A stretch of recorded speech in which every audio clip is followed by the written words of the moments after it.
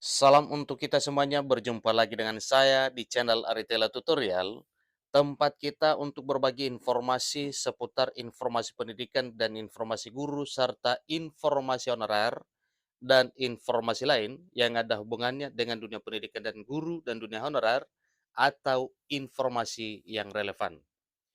Pada pertemuan ini, saya menyapa seluruh Bapak Ibu honorer setanah air yang selalu setia melaksanakan tugas tanpa mengenal lelah dalam melaksanakan kegiatan pelayanan publik di instansi pemerintah pusat, demikian dengan instansi pemerintah daerah. Saya yakin bahwa Bapak Ibu honorer sedang menunjukkan kualitas kinerja, selalu semangat, dan selalu dalam keadaan sehat walafiat. Pada pertemuan ini, ada satu hal penting yang perlu saya sarankan kepada seluruh Bapak Ibu honorer terkait dengan informasi pengangkatan honorer menjadi aparatur sipil negara yang mana para honorer dan P3K ini sedang diperjuangkan oleh pemerintah. Bapak Ibu, informasi terkini, hari ini negara menunjukkan kehadirannya memperjuangkan honorer dan P3K. Dengan demikian, selamat bagi Bapak Ibu honorer dan P3K. Nah, kira-kira apa yang ditunjukkan oleh negara untuk memperjuangkan honorer dan P3K? Mari kita simak informasi berikut dengan seksama.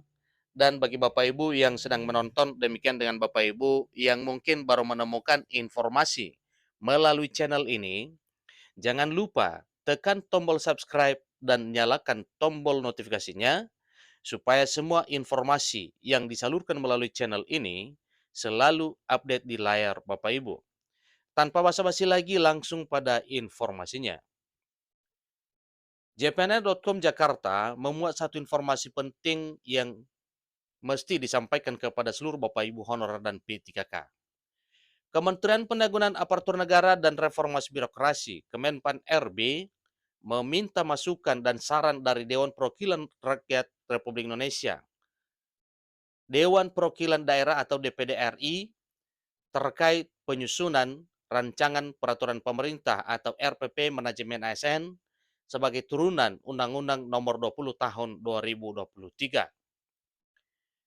Setelah pada Senin 13 November meminta masukan Komisi 2 DPR RI terkait rancangan peraturan pemerintah yang sudah ditunggu jutaan honorer itu, hari ini 14 November, Menteri Pendayagunaan Aparatur Negara dan Reformasi Birokrasi Menpan RB Azwar Anas rapat kerja dengan Komite 1 DPD RI. Diketahui, pemerintah menargetkan peraturan pemerintah manajemen aparatur sipil negara sudah terbit akhir 2023.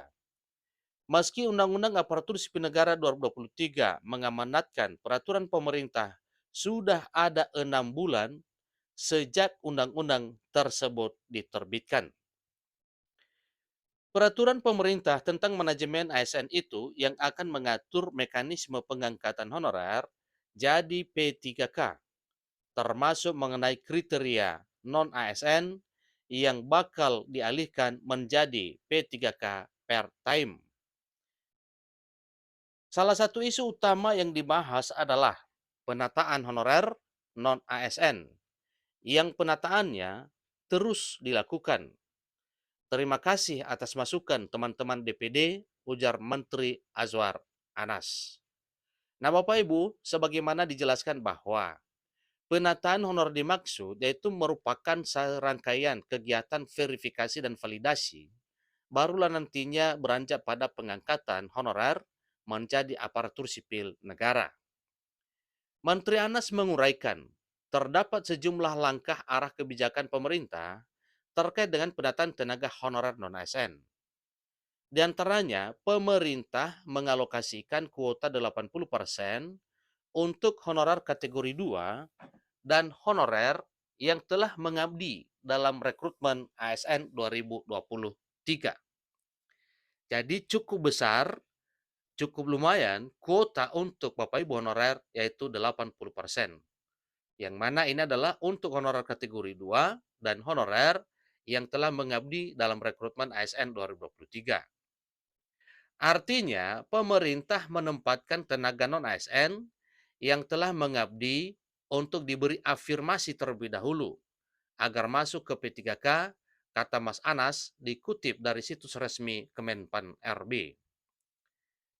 Dia menyebutkan hasil pendataan tenaga non-ASN yang berjumlah 2,3 juta pegawai yang terbagi menjadi 325.517 pada instansi pusat dan 2,2 juta di instansi daerah. Jadi, mayoritasnya adalah untuk daerah.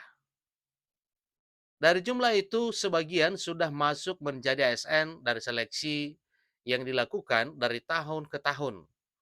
Jadi kami proyeksi sisa tenaga non-ASN pada tahun 2024 ada sebanyak 1,6 juta lagi, ungkap Menpan Anas. Masih dalam kerangka transformasi manajemen aparatur sipil negara, selanjutnya Anas menyampaikan arah kebijakan pemenuhan ASN tahun 2023 yang fokus pada 4 hal. Fokus tersebut antara lain pelayanan dasar, optimalisasi penyelesaian tenaga non-ASN, pemenuhan tenaga teknis di sektor prioritas, dan pengurangan rekrutmen jabatan yang akan terdampak oleh transformasi digital. Pada tahun 2023, lanjut Anas, telah ditetapkan sebanyak 567.166 formasi yang terbagi menjadi 77.161 di tingkat pusat dan 490.005 orang di tingkat daerah. Jadi saat ini proses seleksi sedang berjalan dan pasti tidak ada lagi sistem titip menitip. Ini ujar mantan Kepala Lembaga Kebijakan Pengadaan Barang Jasa LKPP tersebut. Anas menambahkan ada 16 substansi yang masuk dalam RPP manajemen ASN ini. Di antaranya adalah penguatan budaya kerja, perluasan ruang lingkup dan mekanisme bekerja pegawai pemerintah dengan perjanjian kerja atau P3K, penataan tenaga non-ASN, jabatan manajerial dan non-manajerial, kemudian resiprokal ASN dan prajurit TNI, anggota Polri, perbaikan kesejahteraan ASN, hak dan kewajiban ASN, seterusnya penetapan kebutuhan ASN, serta pengadaan CASN. Selanjutnya, penguatan kinerja pegawai ASN, kemudian pengembangan talenta dan karir, kemudian pengembangan kompetensi, pemberhentian ASN, organisasi profesi ASN, digitalisasi manajemen ASN, dan penyelesaian sengketa. Pada kesempatan yang sama, Ketua Komite 1 DPD RI Fakhrul Razi menyampaikan dukungan segenap senator DPD RI atas program Kemenpan RB dalam penguatan reformasi birokrasi di daerah. Fakhrul Razi mengatakan lahirnya Undang-Undang ASN yang baru menjadi harapan bagi tenaga honorer dan P3K yang membutuhkan jabatan pasti terkait status mereka.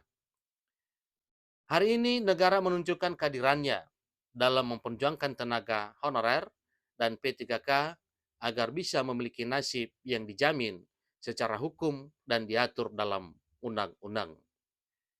Kami akan terus mendukung dan berkolaborasi antara Komite 1 DPD RI dan Kementerian Pan RB, kata Fakhrul Razi. Itulah informasi Bapak Ibu. Selamat buat Bapak Ibu honorer dan P3K yang segera akan mendapatkan kabar gembira dari pemerintah di tahun 2024 tahun depan. Sampai ketemu pada informasi berikutnya. Terima kasih.